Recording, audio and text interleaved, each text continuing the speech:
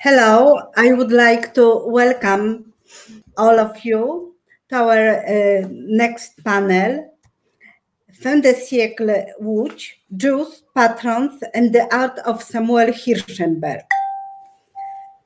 My name is Renata Piątkowska. I am a chief curator of the collection of the Polin Museum and have a pleasure, a privilege to chair this panel. And I would like to introduce our first speaker, Professor Richard I. Cohen, who is the former academic director of the Israel Center of Research Excellence, ICOR, for the study of culture of place in the modern Jewish world, Dat Hamakom, and emeritus professor of Jewish history at the Hebrew University of Jerusalem. I briefly mentioned some of his work, the most important, The Burden of Conscience, French Jewish Leadership During the Holocaust, Jewish Icons, Art and Society in Modern Europe. He also was a co-editor and co-curator of From Cured Jews to the Rothschild, Art, Patronage and Power, 1600 and 1800, Les Juifs errants, un témoin de temps. He has recently co-edited Spiritual Homelands, the cultural experience of exile, place, and displacement among Jews and others. He and one of our panelists, Miriam Reiner, will be publishing in 2022 a book, Samuel Hirschenberg and Polish Jewish Artists in Turmoil. And the title of the presentation of Professor Cohen is The Artist and His Patrons, the case of Samuel Hirschenberg. Professor Cohen, the floor is yours. Thank you very much, ladies and gentlemen. I don't see my screen there. Ivana, you are putting up my... Okay, thank you. Ladies and gentlemen, it's a pleasure to be with you in Warsaw, in this very warm situation of being in Jerusalem at this time. I want to say something about patronage. Patronage has a long history, and understanding the relationship between the patron and the receiver necessitates inquiring into the motivations and self-interest of the patrons and the reciprocity demanded or expected from the recipient of the gift. Patronage mixes the voluntary and the obligatory, as those who have the means sense the necessity or the desire to give to others. But as Natalie Davis has shown in a wonderful book, The Gift in 16th century France, ambiguity is often attached to a gift. It can create amity, but it can also create, as we all know, quarrels and trouble. Patrons turn to an artist to perform some act of creativity for his or her fancy. They can be disappointed, angered, slighted by the treatment of the recipient.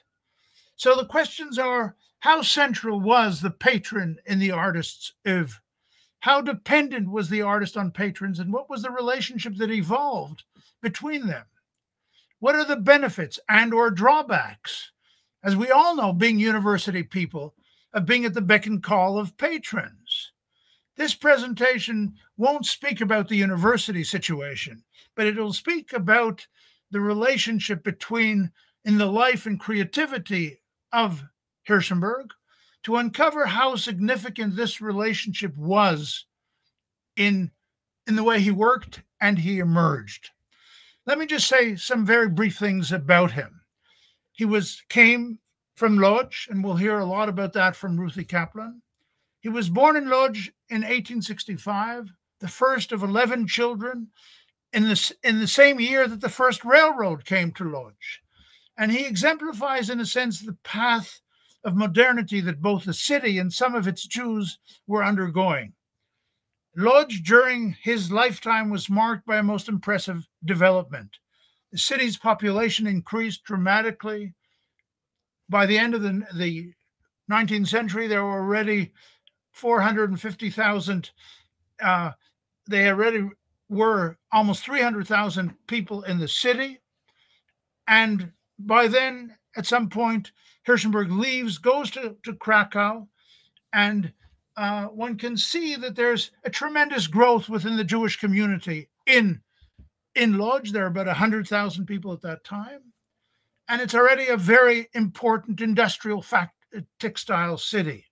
And we note this because we can see that this is something which is happening in Lodz at that time. Factories dotted the city's skyline, and individuals of German and Jewish origin flocked to the city, became central focus forces in the Manchester of the East, as Lodz was called, and contributed to making it one of the most densely populated industrial cities in the world. His family was part of this migration trend. His parents came after their marriage in 1863, and we can take a look at his parents. His father, David, was a weaver by trade, worked in the mills, and for a short period was in partnership with a cousin, the father of the more established and financially successful Frischmann family. So Łódź in the early 80s lacked the cultural ambiance and pulsating atmosphere that predominated in the city of Warsaw, where we are at the moment. And it also lacked what happened in Krakow at that time. And so Hirschenberg was not attracted to be part of the textile industry in which his father was. He went elsewhere to develop his talent as an artist, beginning his movements, which became intrinsically related to his artistic training and development. He made his way initially to Krakow, and then after continuing his studies there, he decided that though Krakow had been the bastion at that time of cultural creativity under the leadership of the man that you see in front of you, of Jan Matejko, whom you all know, and yet Krakow was not able to provide Hirschenberg with the comfort and inspiration he so desperately needed, and so he moved elsewhere. And where did he go? He went where many Polish artists went. He went to Munich. And it was there that he came into contact with different people, different teachers. And Hirschenberg was fortunate to have, from the beginning of his career, some Jewish patrons who sensed a commitment and obligation to assist him, because his parents lacked the means to continue his pursuit, and they frowned on it, unlike the father of Moritz Gottlieb, who was both a man of means, his father was, and strongly encouraged his artistic development.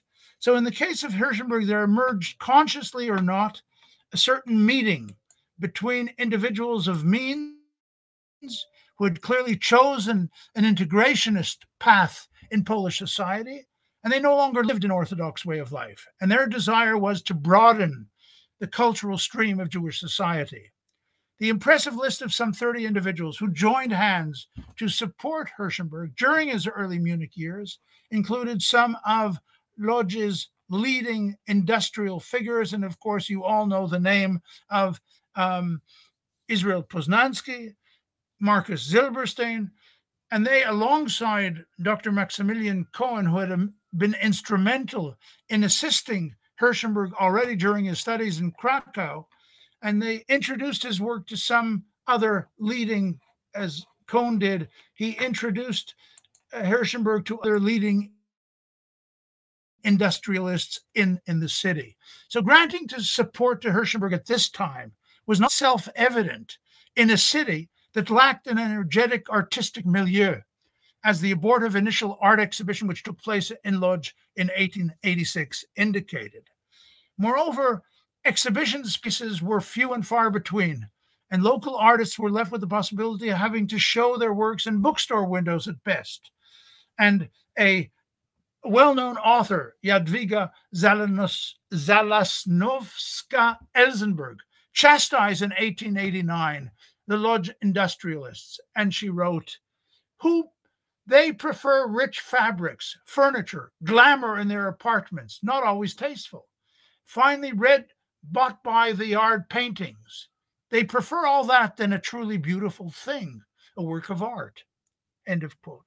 Thus, a pattern that was common among patrons in pre-modern times and in many cities in the 19th and 20th centuries, when established wealth and nouveau riche turned to cultural and artistic tendencies to bolster a city's artistic and cultural impression, took time to emerge in the late 19th century in Lodz. Its first museum, the Museum of Science and Art, was opened in 1911. Hirschenberg was, of course, already dead.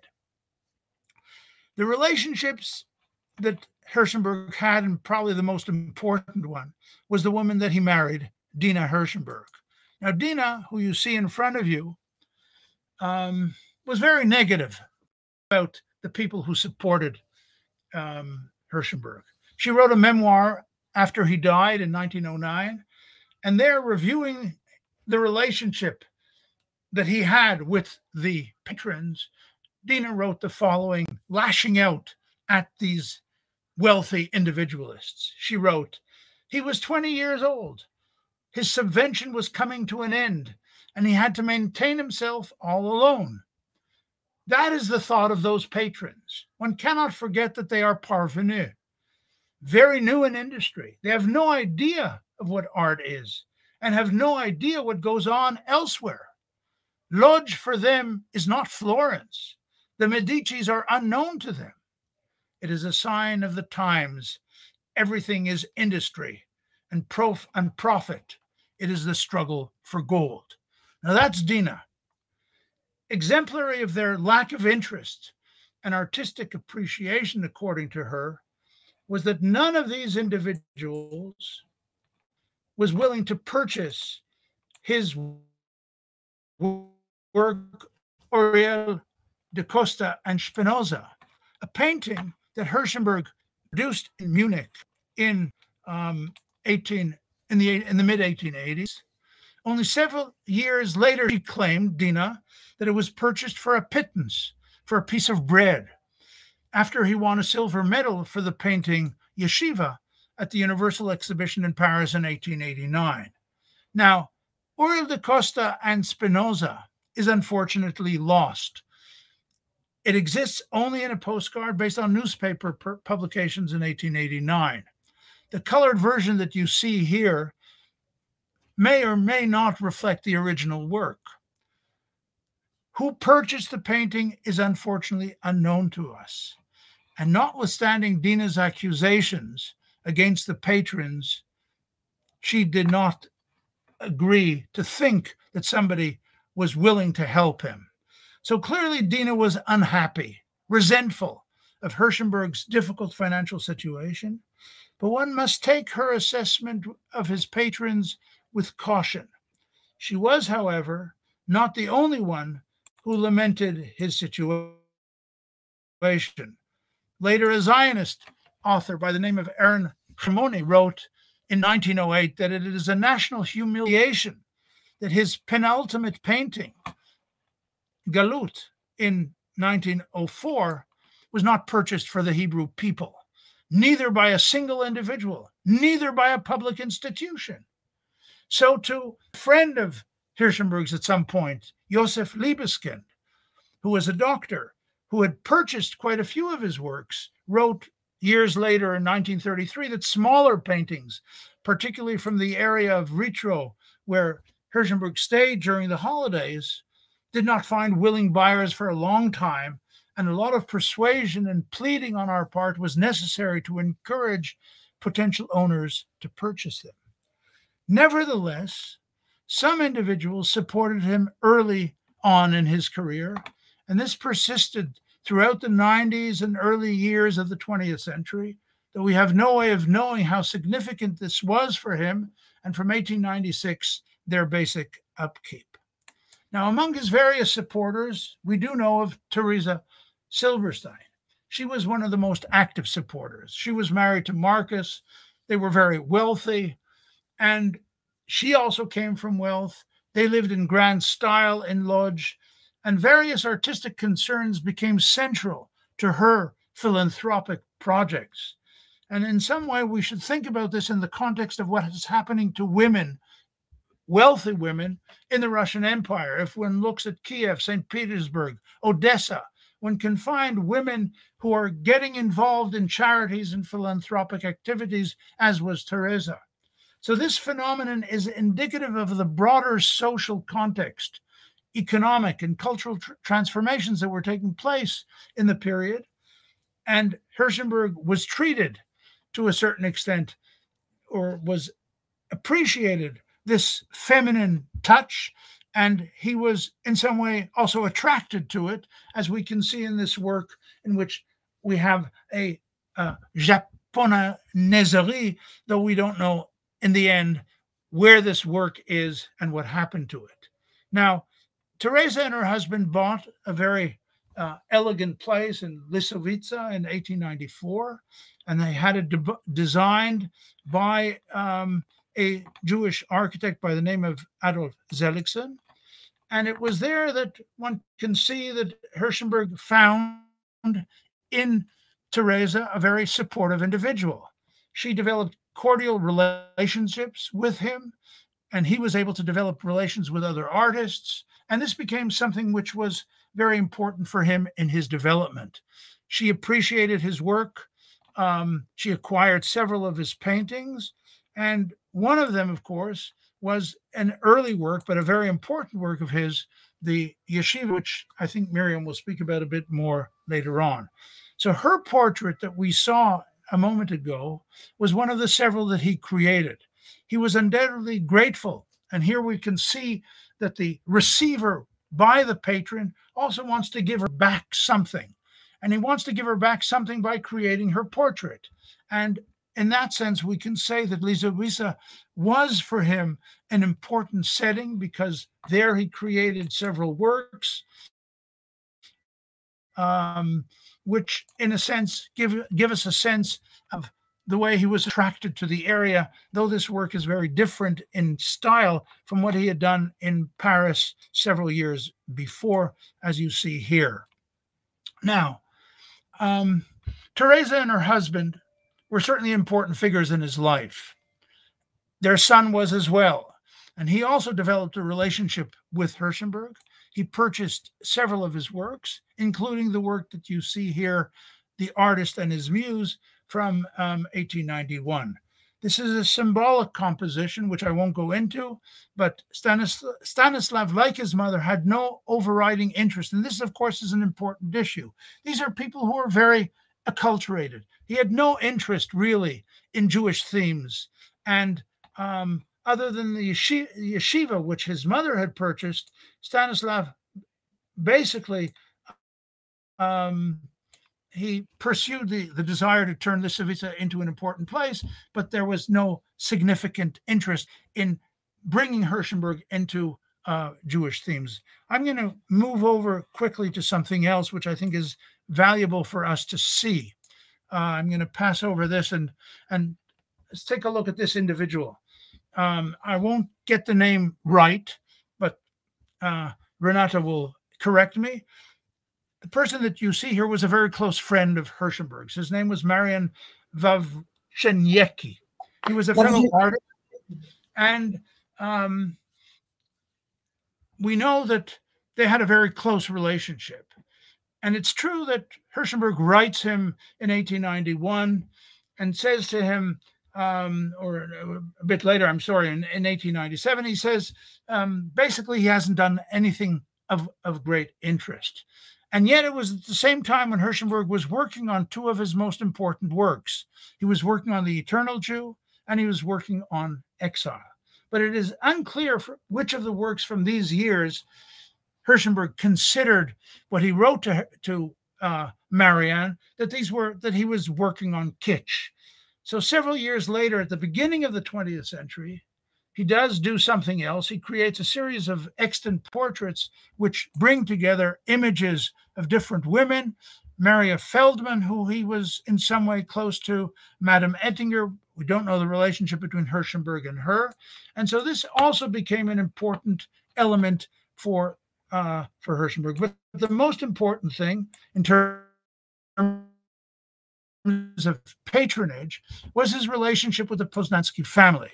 And those of you who've been to Lodz know that the Poznański Palace became eventually the Museum of the City Lodz. Hirschenberg was chosen and commissioned to do work for the palace. At the beginning, when he had done some of the work, the family was not very pleased with what he had done, and so they asked him to do something else which would be more appropriate for their needs. And you can see in this initial, you can see the dining room. You can see here Teresa, but these are images which Hirschenberg presented to the Poznański family, but the Poznański family was not interested in them. And therefore, Hirschenberg, what he had to do is he had to change his style. So here we see clearly the tension between the patron and the artist. At the top, you see what Hirschenberg originally submitted to them. At the bottom, you see what, in the end, he created.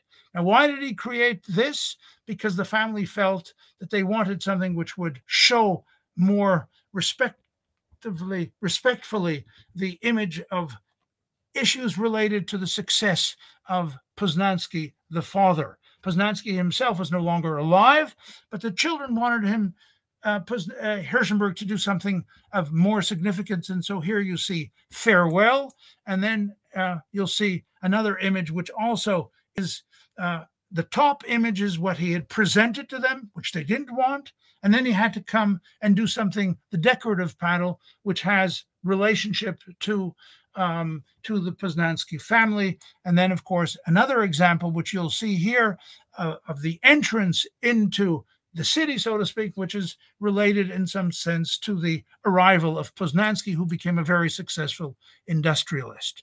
The only thing that we can say that Hirschenberg was able to sort of sneak into the patrons, and they weren't aware of it maybe, is that even though Dina did not like the patrons, she is there forever and ever until while the museum still continues. So when he did Fortuna, which was meant to be a reflection of the fortune of Poznański, he brings the picture of his wife. So Dina's there. Whether she likes it or not, her image will remain there for years to come, and we can all enjoy seeing her. So this elaborate project and the payment Hirschenberg may have received for it could have possibly helped him take leave of Lodz, move on to Krakow, where he was received with warmth and a certain adoration by a group of younger, inspiring artists. But then, of course, he goes on to Jerusalem, accepts the invitation by Boris Schatz, to join the Bezalel Academy. And here we see Hirschenberg sitting next to Schatz. But I would like to say that it's not clear whether Hirschenberg was thinking that he would eventually remain in Palestine, but he does want, in some way, maybe to move out of this patronage relationship. And so I would conclude this lecture by saying that it could be that this may have appeared to him as both the fulfillment, it may have appeared to him, and Renata may disagree with me, of a certain vision of Zionism, but it also may have been a solution for him to be constantly under the, to be constantly searching for patrons, which was, of course, his life experience. Thank you very much. Thank you very much, Richard. We agreed that all questions we postpone to the end of the our presentation, and we stay in Łódź still, but we leave for a moment Samuel Hirschenberg, and to talk about the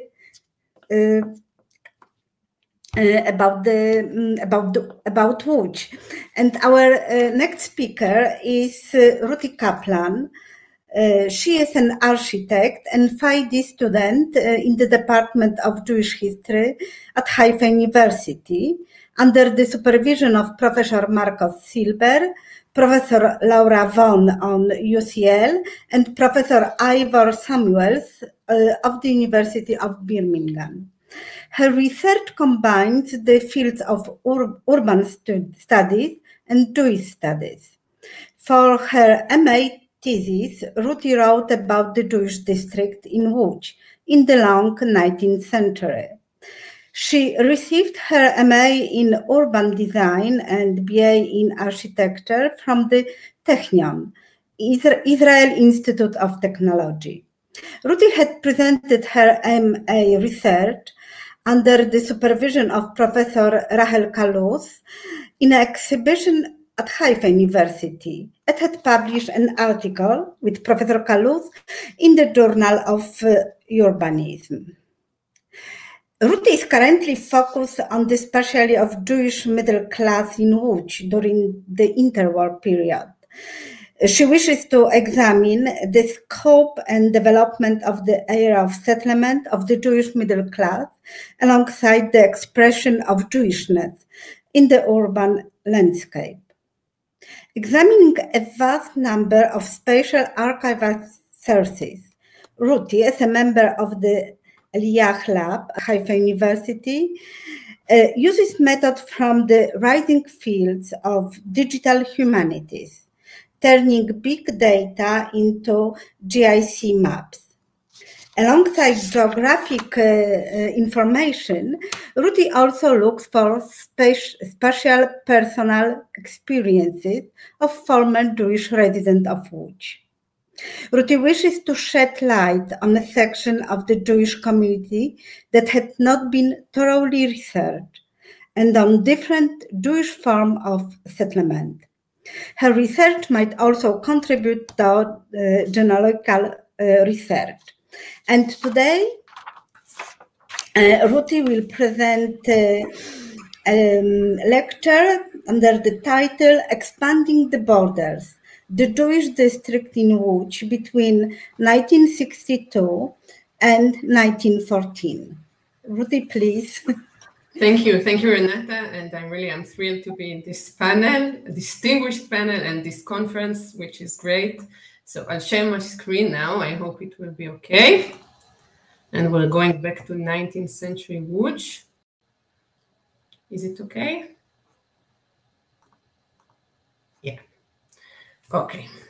So between the two lectures concerning the work of Samuel Hirschenberg, in order to show the daily urban landscape of the period when Hirschenberg and his patrons were active in, I will discuss the area of living of the second largest Jewish community in pre-Second World War Poland.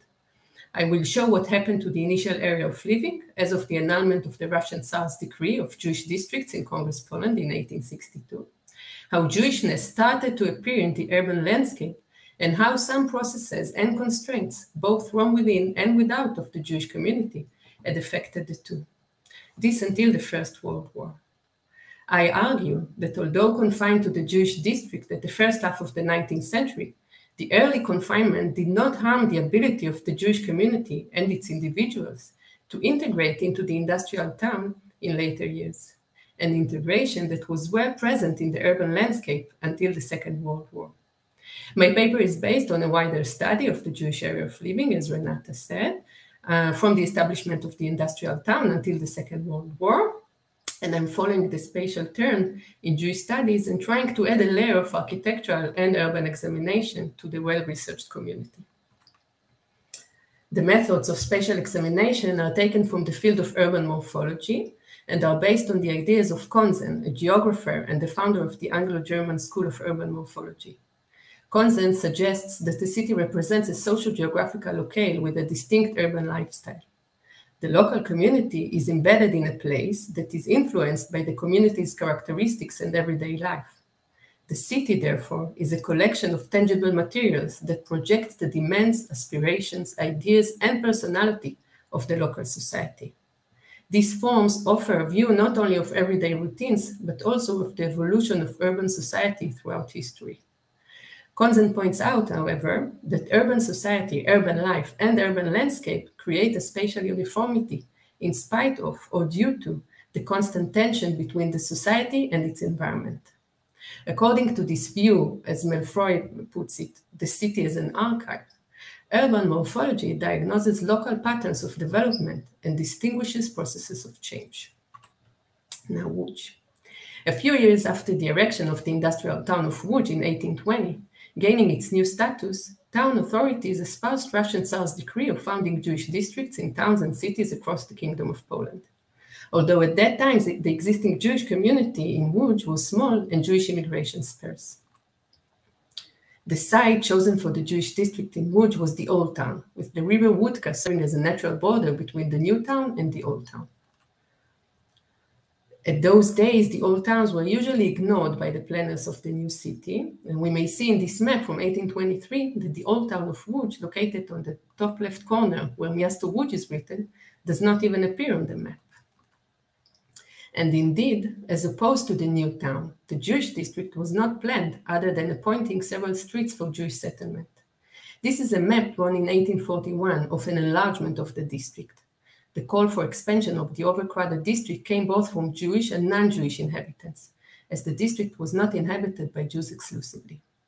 The enlargement was not completely approved by the authorities, but rather disregarded.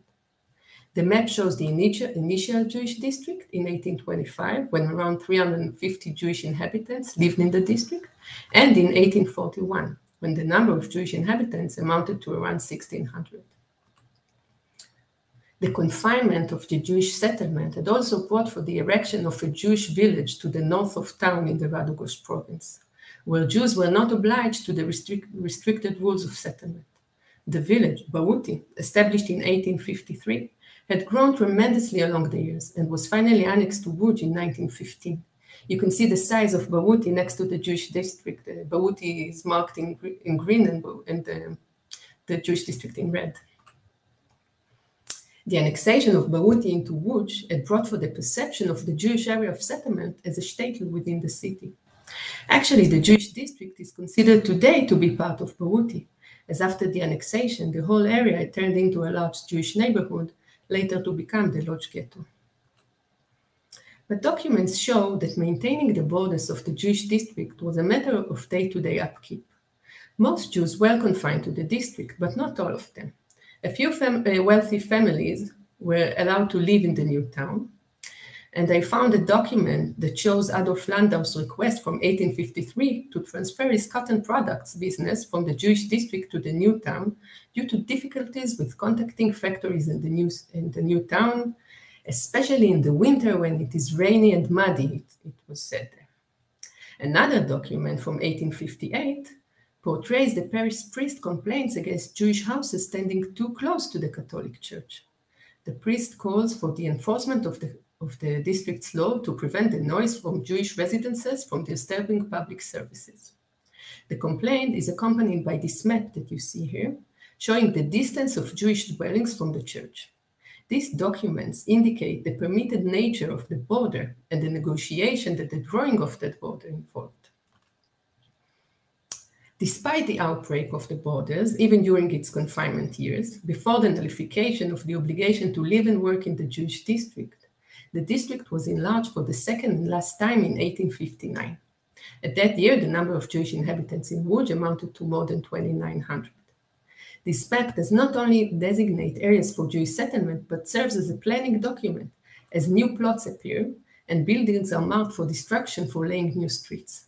You may also see here the planned location for the new synagogue in the district and what will be the only synagogue in town during the 1860s. During the 1870s, there was an influx of Litvaks, Jews from the Pale of Settlement, to Łódź. When looking at maps of the Jewish district, that was now a Jewish neighborhood and not a closed area, one may see in maps from 1873 and 1877 that the new allocated area that was planned in 1859 was sparsely inhabited by Jews or by others.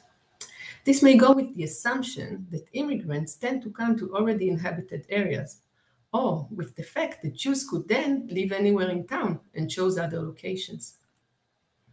I would like to linger on the map from 1873, where you can see a difference between the green areas in the new town and those in the Jewish district that I marked here in black.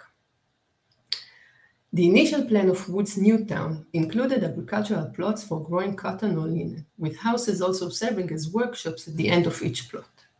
In this map, we see that there are almost no green areas in the Jewish district. The difference might indicate a different occupational structure for the Jews, perhaps a structure incorporated into the industrial town for commerce rather than for industry. Moreover, Jewish occupations began transforming from commerce to industry after Jews were emancipated from confinement to the Jewish district.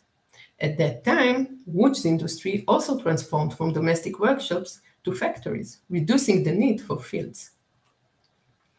Indeed, literature refers to Jewish occupation as different, and some occupations were considered Jewish. Nonetheless, as time passed, complementary occupations for the textile industry attracted Jewish inhabitants and immigrants as well, and Jews started slowly integrating into the textile industry. As mentioned before, at the same time of occupational transformation for the Jews of Łódź, mechanized factories have started appearing in town during the last third of the 19th century.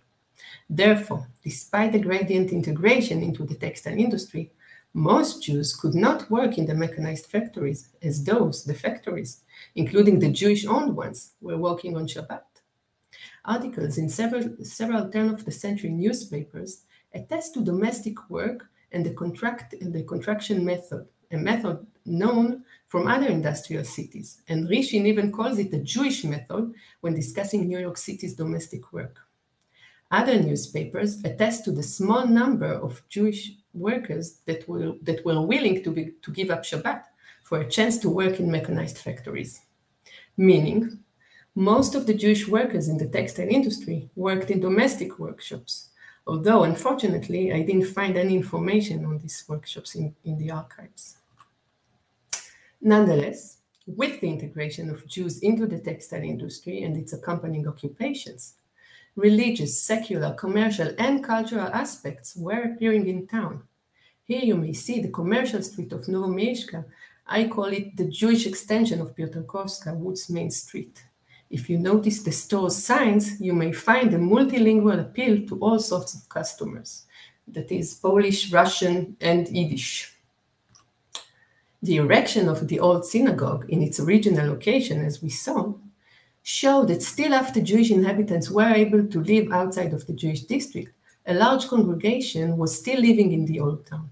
However, the location of synagogues in other places in town, outside of the original Jewish district, show not only the expansion of Jewish residency to other neighborhoods, but also the attendance and visibility of the Jewish community and its edifices in central places in Łódź, including the appearing of semi-private and semi-religious spaces as shtibels and sukkot, kuchki, in tenement houses around town. The spread of Jewishness in the urban landscape of Łódź was well noticed by Jews and by others. An article in a Jewish newspaper at the beginning of the 20th century referred to the scathing question, "To whom does Łódź belong?" that had been asked by the Piotrkowian periodical TJ.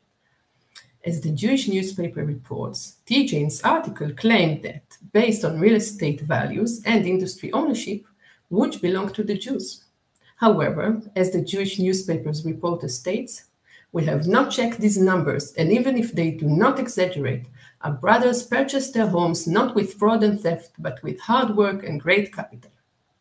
As the reporter proudly concludes, "Well, now the statistics prove it all, Łódź belongs to the Jews." The accusation of owning the city was not a false allegation. At the end of the 19th century and beginning of the 20th century, a large amount of real estate and factories were owned by Jews in Łódź. As may be seen in statistics from those years, I took a push table of real estate by percentage in streets and made a map out of that. You may see that the initial Jewish district in blue here still remained the core of the Jewish settlement, although the settlement already in 1913 had spread further south towards the center of town. Moreover, as we discussed before, Jewish architects, some of them were Łódź-born already, have started working for Jewish bourgeoisie, but not only for them. And thus, tenement houses, official and commercial edifices have sprung across town, connected with the Jewish initiators and builders. We see here a small example of the works of David Lande, Gustav Landau Gutentegger, and Adolf Seligson, who, for our panel, is of more importance, being called the Poznański family's architect. So, conclusions from my research of the Jewish settlement in Łódź at the 19th century show that preliminary conditions of spatial confinement and the Jewish district's location in the Old Town contributed to the otherness of the Jewish inhabitants of Łódź. Physical separation of the old and new towns, settling in an existing place as opposed to the well-planned new town, restrictions of dwelling and occupation, creating overcrowding and poverty, internal restrictions as keeping religion and tradition, pushing Jewish inhabitants towards Jewish occupations as commerce and domestic work. On the other hand, domestic work kept the Jews part of the textile industry and part of the industrial town. This may be seen in a comparison between the development of Łódź city center during the 19th and 20th centuries made by Marek Koter and the development of the Jewish area of settlement at the same time made by me. We see what I did here. The comparison shows that the area developed in parallel with the industrial town, as may be seen in the evolution of building sprawl, plots filling, and building styles. This comparison contradicts the otherness of the Jewish district and the perception of the Jewish area of settlement as an urban shtetl. The work of Jewish architects and the spread of Jewish real estate attest to the integration of the middle and upper class of the Jewish community, at least in manners of living, location, and commerce. And the magnificent buildings we saw before were where Jewish high society lived, where Hirschenberg lived and worked. Following the study of the first 100 years of Jewish settlement in Łódź, and since the headline of this conference is What's New, What's Next, I do like to introduce my current research of the Jewish middle class settlement in Łódź in the interwar period, and the methodology I use from the field of digital humanities. In my current work, I'm examining the Jewish use of urban space and how middle-class Jewish life was expressed in the urban landscape of Łódź during the interwar period. This time, instead of exploring maps, I'm building maps out of spatial archival material. Fortunately, as opposed to the archives in Warsaw, the archives in Łódź stayed almost intact after the war, and lately a lot of files of the Jewish community were scanned. I'm extracting the spatial information mostly from two major archival sources, tax records of the Jewish community from 1919 until 1939, and an address book of the city, issued for the first time in 1939, in which I must stress, it seems that the pre-war urban history of Łódź just froze. Being part of the Elijah Lab in Haifa University, we've trained software to read and transfer information from those scans to Excel tables, and then the digitized tables were translated into current addresses, and the Jewish middle class of the interwar period is now mapped. Apart from statistical work and the delineation of the area of settlement of the Jewish middle class in interwar Łódź, I'm also interested in the spatial stories of former Jewish residents in Łódź.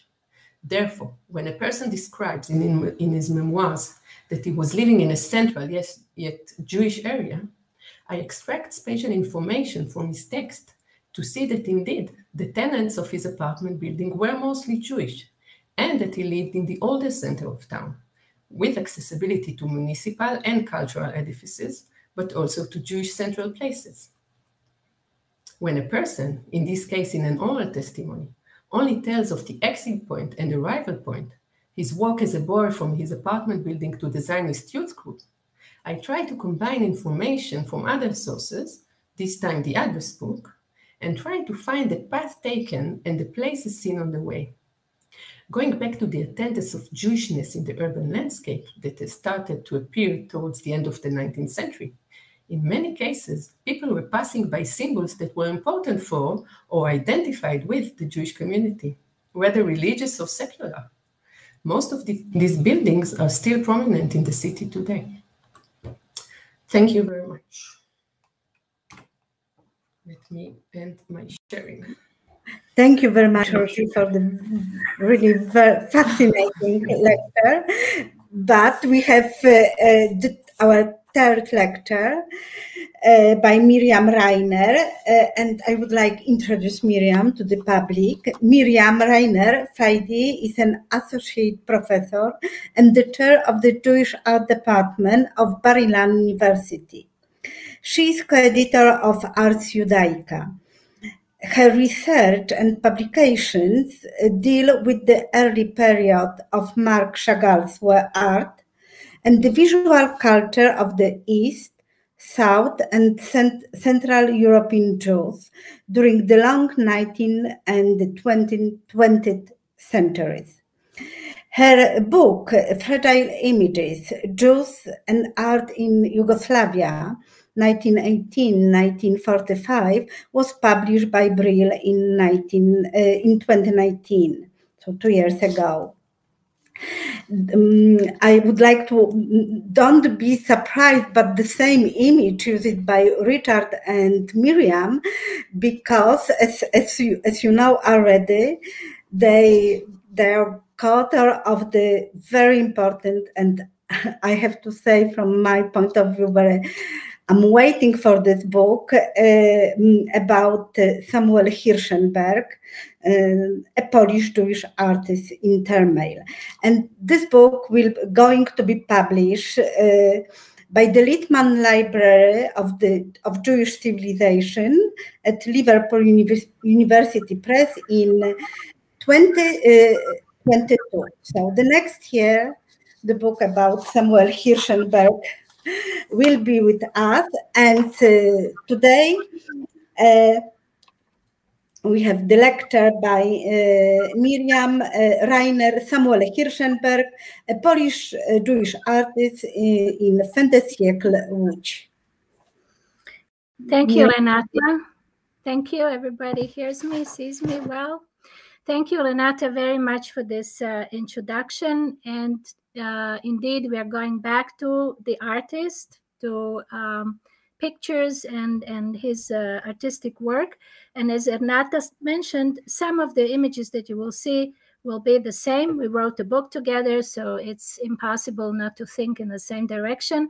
But I hope that I will be able to give a different angle and different information about some of the same images that Professor Cohen used.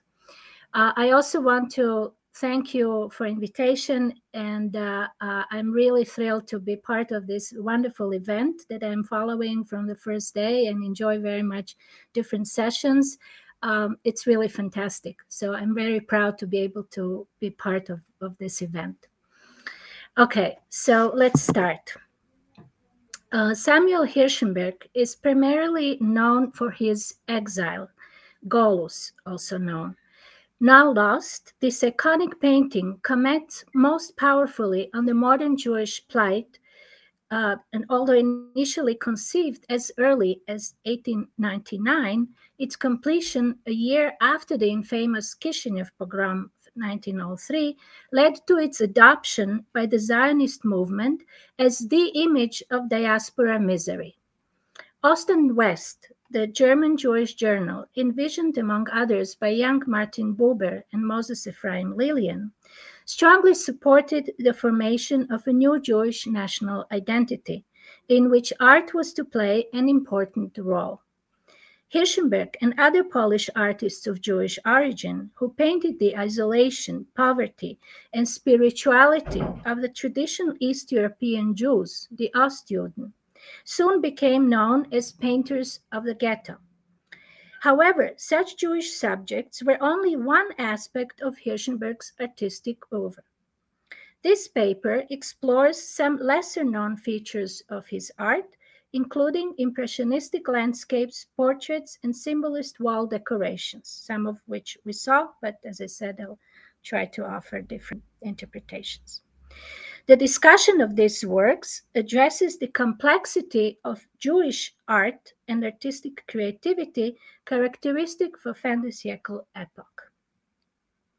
Hirschenberg arrived to Paris for the first time in December 1888 in order to exhibit the following year at the International Exhibition, as we heard, his painting Yeshiva.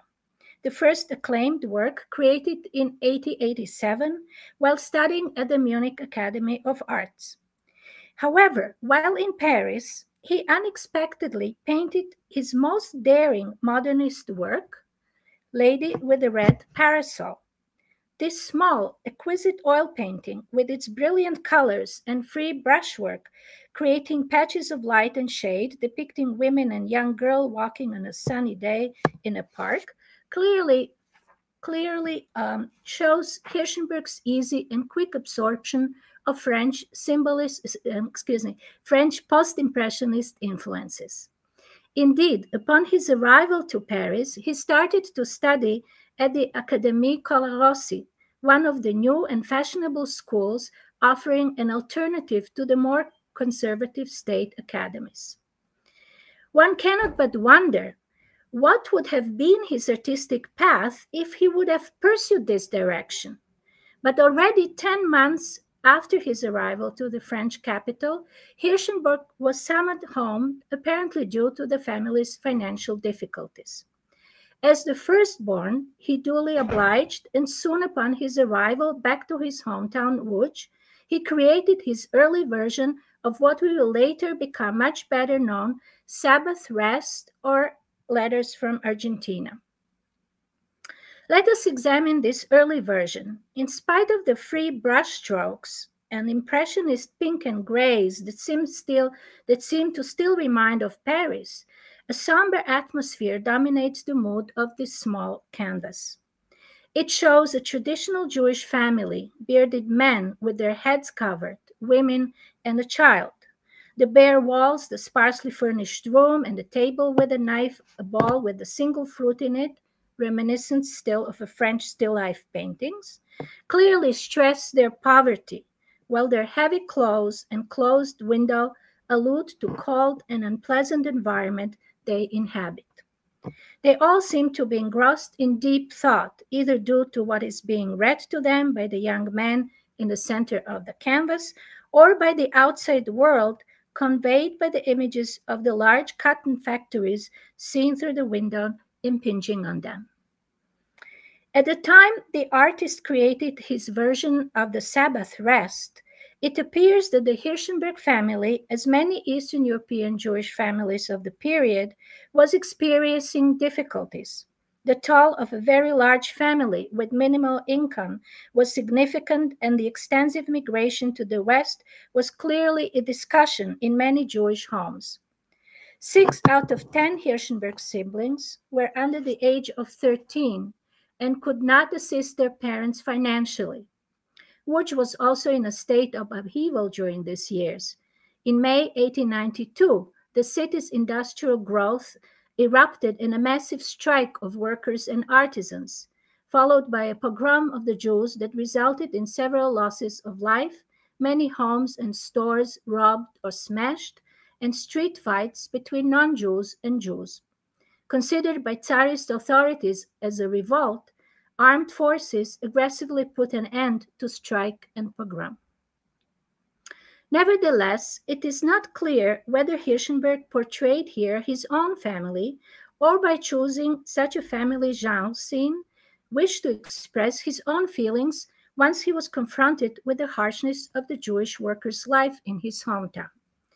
A further unanswered question relates to the dedication inscribed at the bottom of the canvas.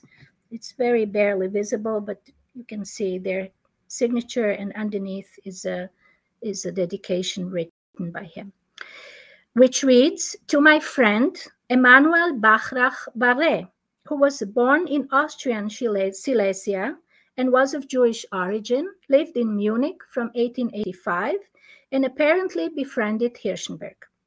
Although he himself was not preoccupied with Jewish subject matters, Bachrach Barré's paintings depicted everyday genre scenes in an anachronistic style, recalling Moritz Oppenheim, the German Jewish painter best known for his popular Pictures of the Traditional Jewish Family Life album.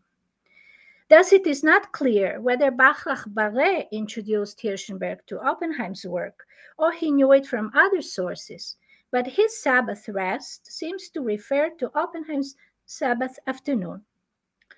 Creating the exact opposite of Oppenheim's attractive world, there is no trace of the warmth and pleasant atmosphere that a German Jewish artist evoked, nor is there a sense of the bourgeois setting that emits from the Oppenheim painting in Hirschberg's dull and barren room. However, the grim reality he returned to did not stop Hirschberg from painting outdoors. The small oil painting capturing a riverbank with wooden houses next to it and green hill in the background continues his Parisian modernist approach. Although the colors now appear muted and local, they are applied in bold, broad strokes and in thick layers, leaving parts of the canvas visible. Lutomyrsk is situated in the surroundings of Łódź, and it seems that such trips attracted Hirschberg, probably offering a relief from the densely populated and polluted hometown. David Davidovich mentioned in his article commemorating Hirschberg 40 years after his death in Jerusalem how Samuel used to walk to Lutomyrsk on foot in order to enjoy and paint nature, comparing him to the famous Russian Jewish landscape artist Isaac Levitan.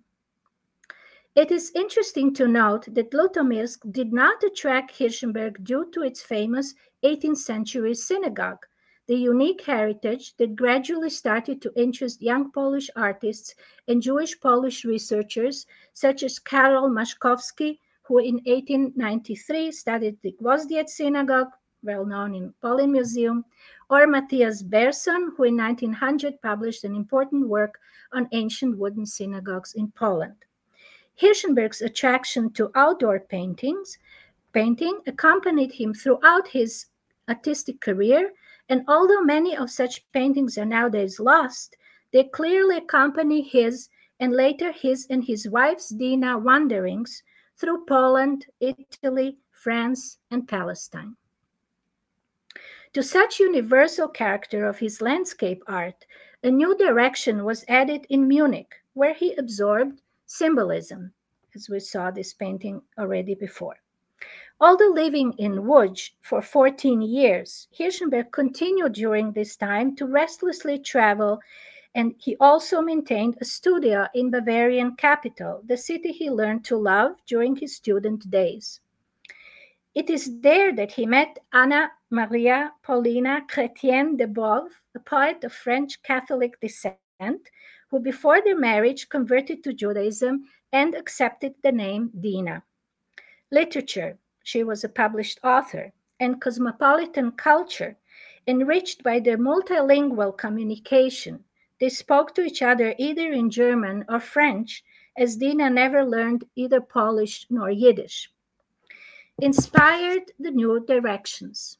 Although it is not certain that Samuel and Dina knew each other already by the time he painted his monumental Artist and His Muse, a literary reference for this painting was Camille Flammarion's widely popular book Urania, published in French in 1889. Flammarion, the French astronomer and popular writer, brought together in his book ideas on transmigration of the soul, immortality, and spiritualism with the figures from the past, philosophers, scientists, and authors from different periods and cultures.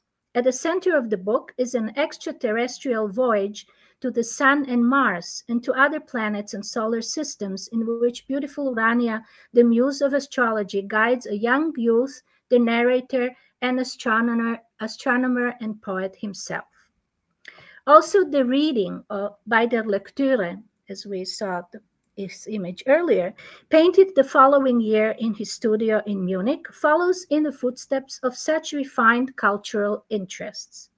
Although the title of this work erroneously refers to literature, while the painting depicts a female art lover looking at what are most probably Japanese prints, while sitting in a room decorated by Oriental fabrics and artifacts, this work takes us to different Hirschberg's worlds as well, far removed from the poverty and dreariness of his Sabbath rest.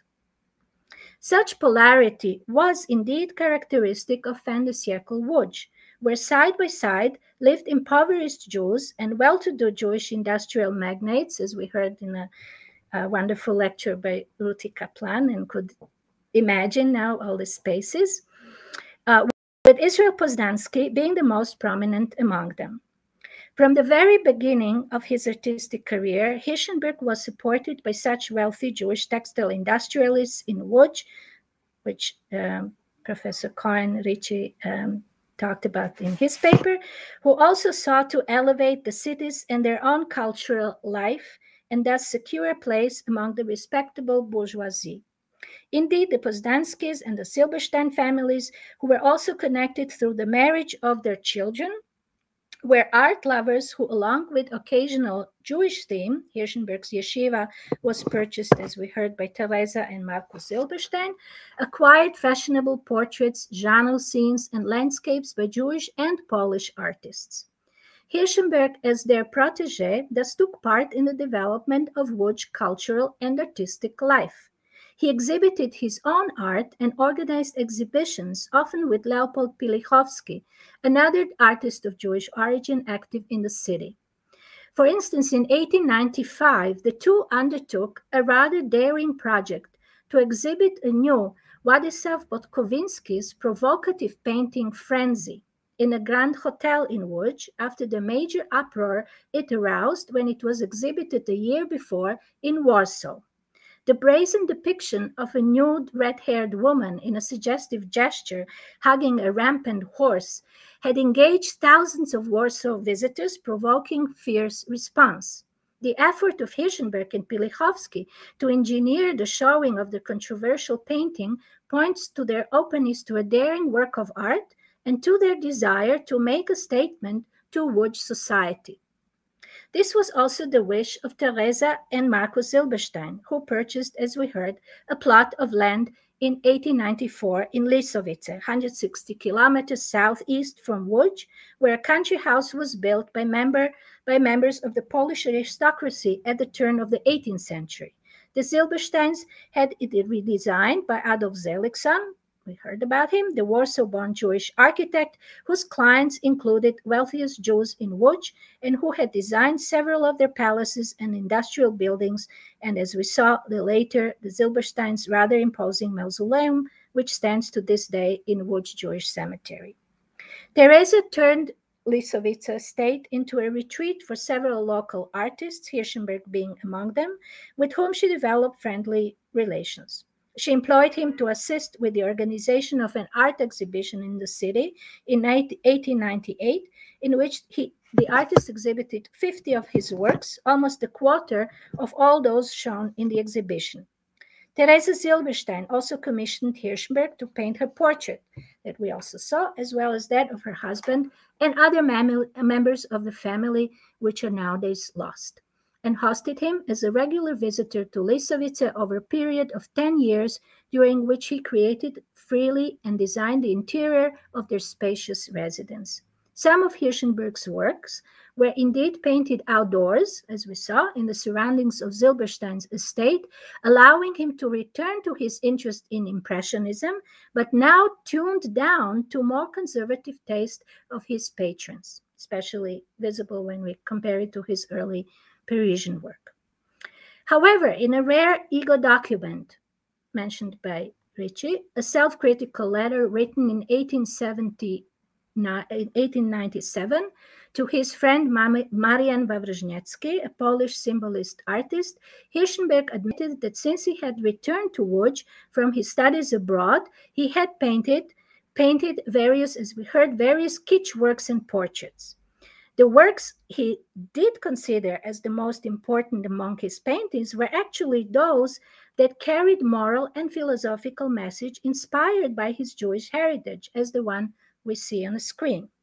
But this world, as the artist himself was aware, isolated, precarious, and disappearing when confronted with the light of change and modernity. This duality was stressed even further at the end of the century when Hirschenberg was commissioned by the Poznansky family to take part in a renovation of the family's palace.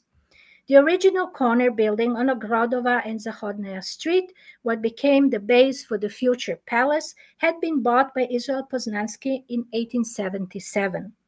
The palace evolved through a number of renovations, expansions, and alterations over a period of almost 30 years. Hirschenberg was hired by the Poznański family in 1898 in order to decorate the palace with wall paintings.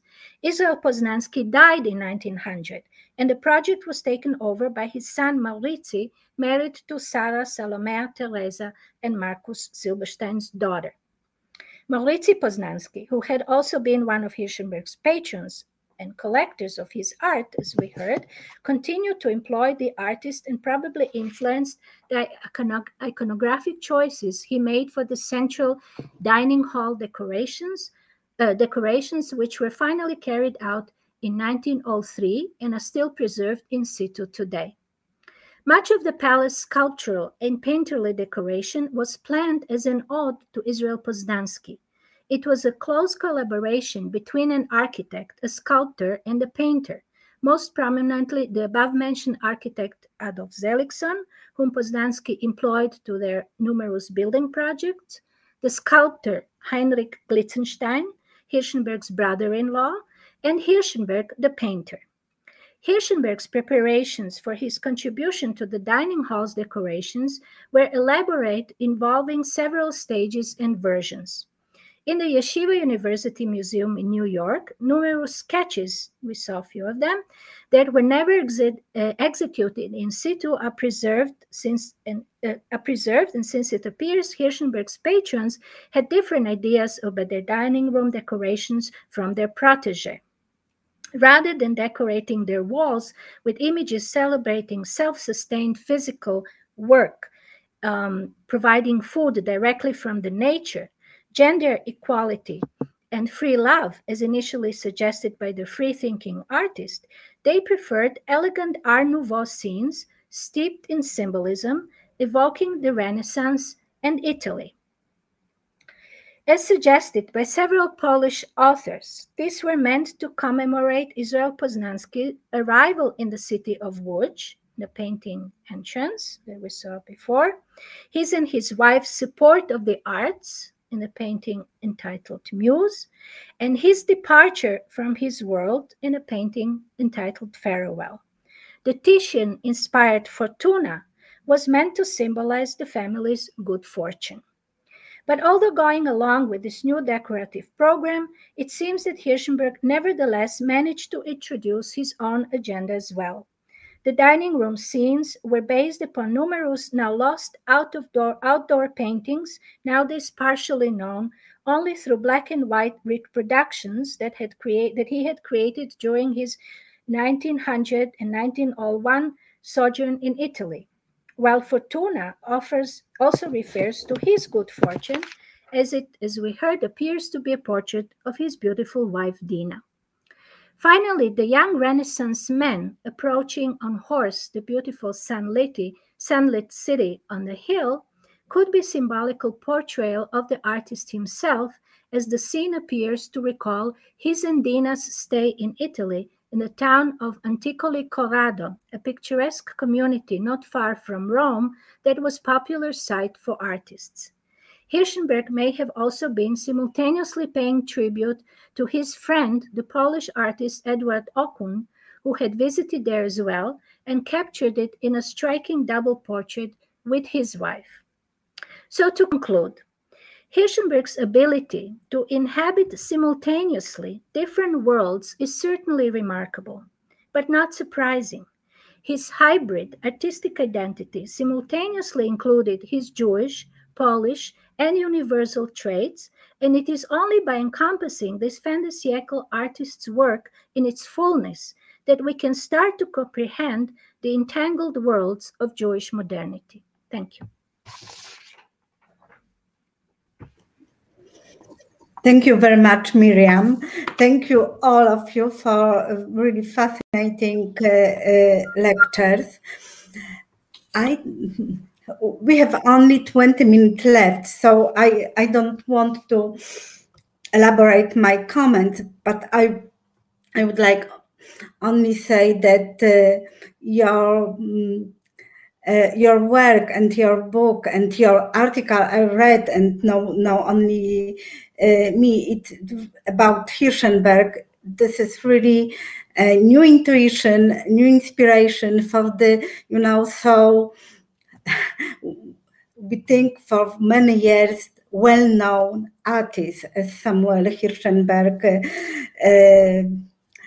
supposed to be, but in fact, he's much more interesting and more mysterious and more really sophisticated artist that art historian thought.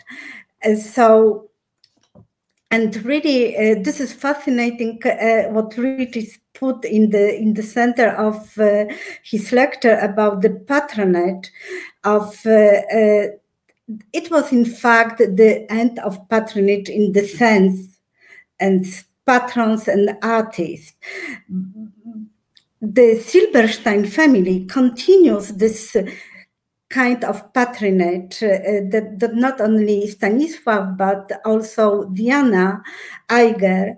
Then in the between the war period, they still collect art as well, Polish and Jewish, but also, for example, Diana funded the scholarship for the student of the Warsaw Academy of Fine Art, called after Samuel Hirschenberg, and it was a special scholarship for the Jewish student. So this is still this relationship between the very wealthy families, patrons of art, took different shape, not as a,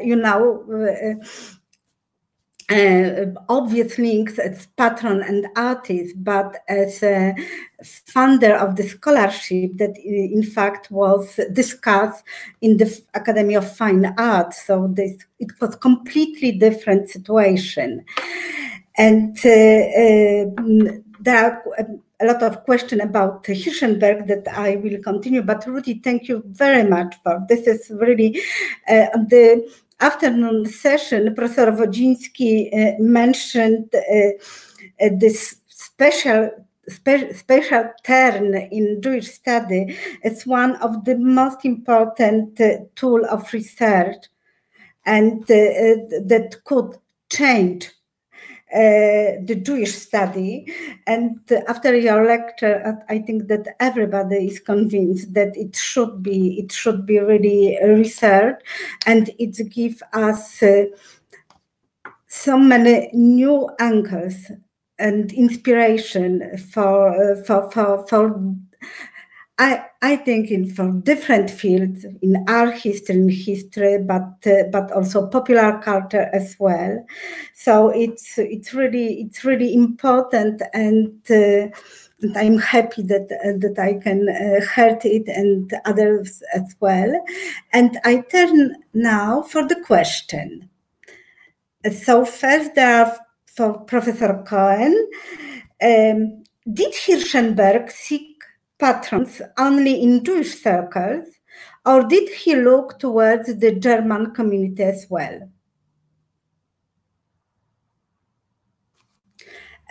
Professor Cohen, please. As far as we know, I don't know to what extent he himself was looking, but we don't know of any non-Jewish patrons who were very interested in his work. As far as we know, though he was exhibited in different places, but in terms of patrons, I don't think we know of any patron, non-Jewish patron, who became a supporter of Hirschenberg.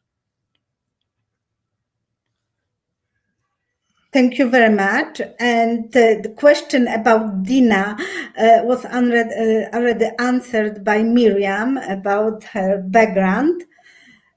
And now question for Ruti. How do you determine who was Jewish from the phone book, or are you looking for people you already know? You know that in Łódź was 3,000 people, so Jews, no, it's not possible.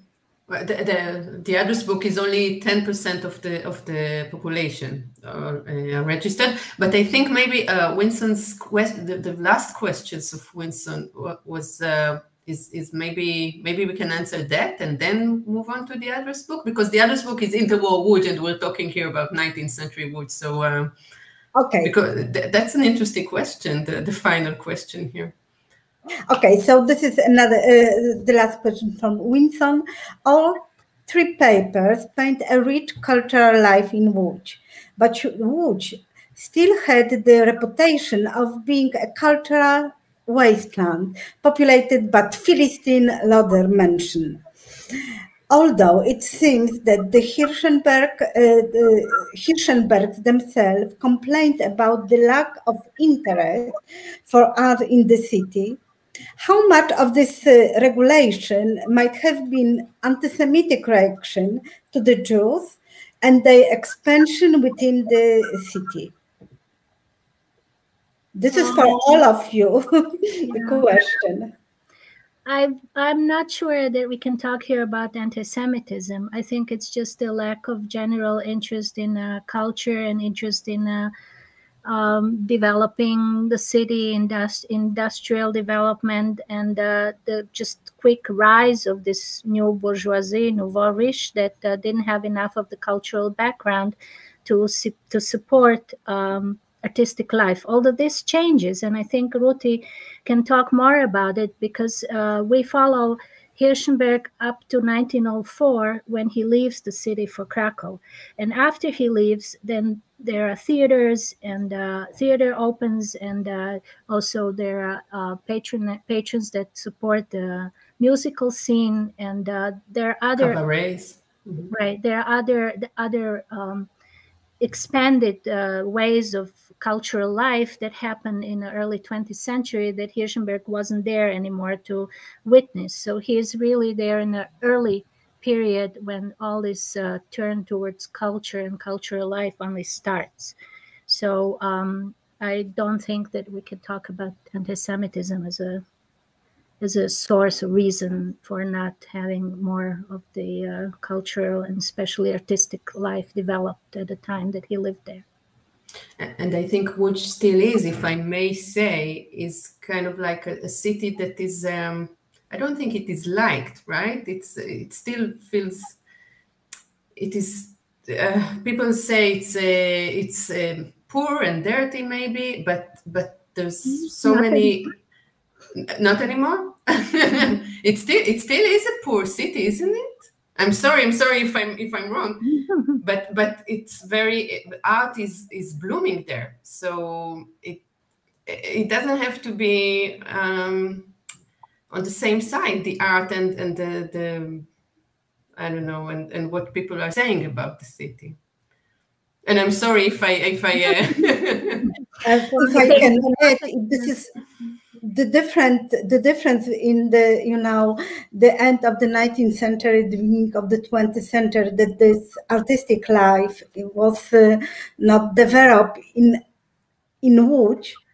It's completely different between the war period, that Łódź became one of the most important cities in Poland in terms, for example, of art, but also theater. So I think that and very exceptional also in terms of artistic life, different from Krakow and Warsaw. So it's in between the war period, it was still very poor cities, but in terms of culture, really brightening. But now it's completely changed. It's still not it's in comparison to Warsaw or even to Krakow or Wrocław. It's different, but there are so many new things. The city is changing in such a wonderful way. So many initiatives, cultural initiatives, but also economical. So it's completely different place. That at the end of at the beginning of the 20th century, that Hirschenberg in fact was forced to leave Łódź to find a better place. Renata, I wanted to add something before, which moves us back to Dina. One of the things that troubled us is that we really never were able to find anything that she had ever written. Even though Hirschenberg writes about her, that she was well known and so on and so forth, we searched French journals, French periodicals, and so on and so forth. The only thing that we found about her was that about 10 years after he died, she supported some Zionist protest. But other than that, we were not able to find anything about her. We don't know why she decided to convert. We don't know what her family was like. So if anybody who's listening has any relationship to this very fine-looking woman who you can see in Łódź, let us know. We'll be very pleased to know. But unfortunately, we didn't find anything to support the fact that she was a budding writer, and sadly, she married this man and didn't continue writing. I don't know anymore, unfortunately.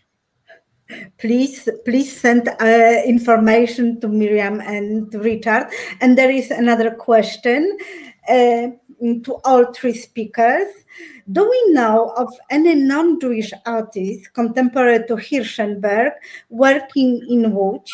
If so, did they also function in a separate circles? Okay, so maybe I'll try to answer. We don't. Okay, so the only place where there were non-Jewish artists regularly appearing was at Lisovice, which I mentioned. Lisovice was an art colony, and Teresa Zilberstein opened it for all the artists, not only Jewish artists. And Edward Okun, that I brought at the end, the example of his art, was a regular visitor. He would come in summers for a number of years, and he befriended Hirschenberg there, and they actually knew each other in person and were friends.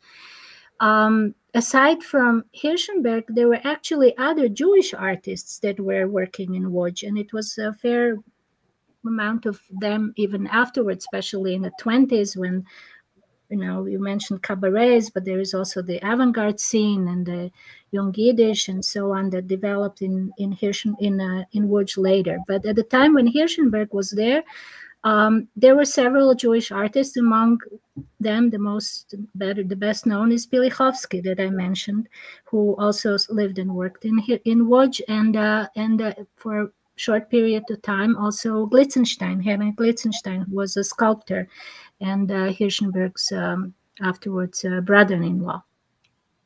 But aside from this Jewish group of artists that included also certain Altmann, we didn't meet any non-Jewish artists that were in contact with Hirschenberg or that they worked together with him or that he knew them, aside from those coming to Lisovice. But on the other hand, the patrons, the Poznanskis and Zilbersteins especially, were buying non-Jewish art created by Polish artists, well-known Polish artists. So who not necessarily lived in Łódź, more in Warsaw or Krakow, but yes, they were collecting also Polish art. And there is also information for Miriam. There is a project conducted by Abigail Green, Oxford, on Jewish country estates. Mm-hmm. She should learn about Lisovice, of course. Actually, I gave a talk about Hirschenberg also, and the Poznański Palace and Lisovice I mentioned as well at one of their conferences in Brighton, where the organizer belongs to the same group. Yeah, there are some memoirs about from artists, but from the between the war period, about the time they spent in Lisovice, for example, brothers Weidenbeutels and others, of course. So it's. And how long, Renata, since this is after our period that we researched, how long was Lisovice active as a Till 49. The outbreak of the war, yes. Diana survived on the Aryan side with her daughter Maria. She also wrote about Lisovice a little bit, and she died in 1945. So this tradition that Teresa initiated when inviting artists for colony, it continued also later. Yes, for example, Hanna Mordkowicz wrote about this visit in Lisovice in the 30s. Can I ask Ruthie a question, Renata? For sure, please. And I should answer the question about the address book also. So, yeah.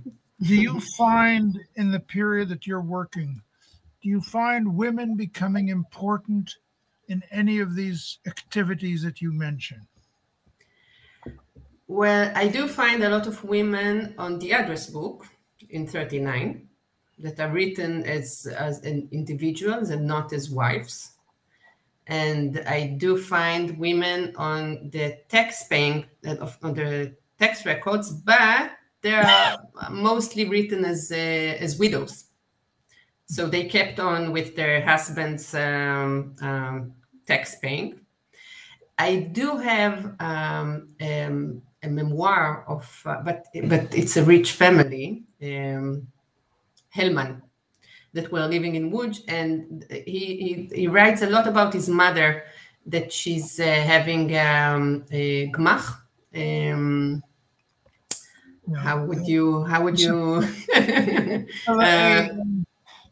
philanthropic support for the poor mainly? Yeah, for the poor. Yeah. So so no, I didn't. Because at the current stage in the interwar period, I'm working on lists of addresses and people. So I don't have activities of people, but I do like this guy that was walking from his apartment building to the youth group. He talks about his sister that was wearing a hacky shirt and his father didn't like it. So you can collect information about women if that's what you're looking for. You can see it in the and I wanted to answer about the address book, about how do I find Jews and non-Jews. At the current stage, I'm doing it according to the first name, not family name, although some family names are Jewish, but I'm restricting myself to first names. So if we were talking about Poznansky, you may find Scheibler in the address book between Ruchla, the midwife, and Josek, the tailor. So Ruchla and Josek are probably Jews, right?